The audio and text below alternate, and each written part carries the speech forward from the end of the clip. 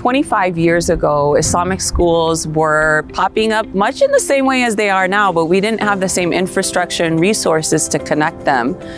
Karen Keyworth and Judy Amri, the co-founders, recognized this and created a system for Islamic schools and educators to speak to one another. From there, we've developed this organization to not only provide networking that continues to exist and provide high value to Islamic school educators today, but we've also evolved into providing foundational research. A major aspect of ISLA is our research department.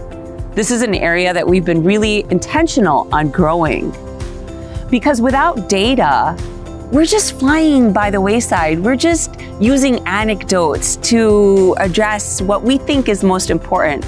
But once you have that data, you can be more effective and efficient in addressing the key problems of your organizations.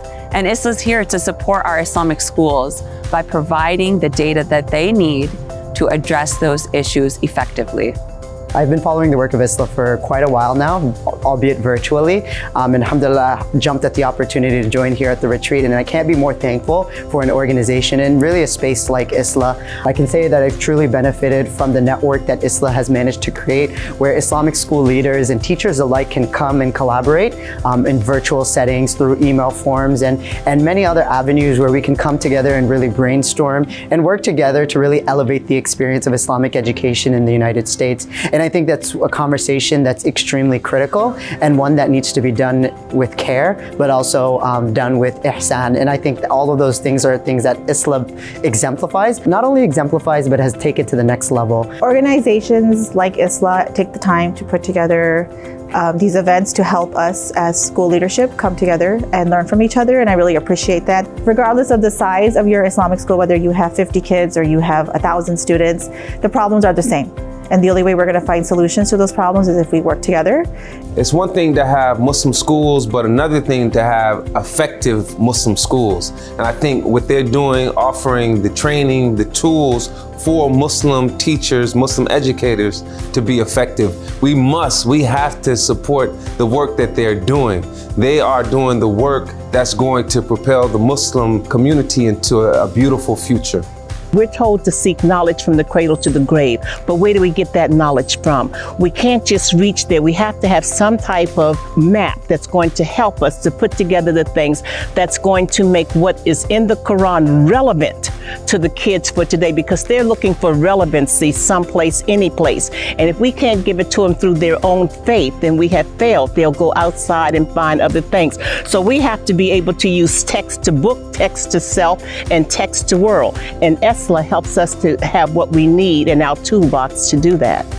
The youth are our future, and Islamic schools are the institutions that are the only institutions, in fact, that provide systematic education in Islam in an integrated way for our children. If we don't have an organization supporting and uplifting our schools that are serving this noble and critical foundation, then what are we going to do? Each school will work on its own in silos otherwise, and this is what was happening 25 years ago, before ISLA was formed. When ISLA came to the surface, it was able to create a network between educators and schools so that we can work together more efficiently and powerfully to provide this foundational support for the future of our ummah. Without your support, ISLA is limited in the work that we can do, but with your support, we can continue to grow these institutions. We can continue to address the critical shortcomings that perhaps they're facing. We can continue to highlight their strengths so that they themselves can be more supported. Together, we can uplift an entire sector of the American Muslim Ummah. ISLA is one of the only organizations that provides professional support to Islamic schools around the country and increasingly all over the world.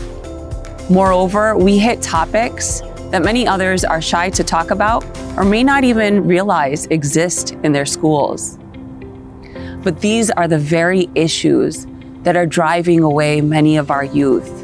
They realize that there are some areas of need I would definitely encourage our community here in the United States, but across North America, to continue supporting the work of ISLA. This is great responsibility that ISLA has taken on, and it's a much needed avenue and a space for Muslim educators, but also Muslim schools across the country. I encourage all other Islamic schools to also enroll their schools into this organization, not only so they can run programs like this, but so your school leadership can also benefit from the networking and the collaboration that happens with all the other Islamic schools that attend.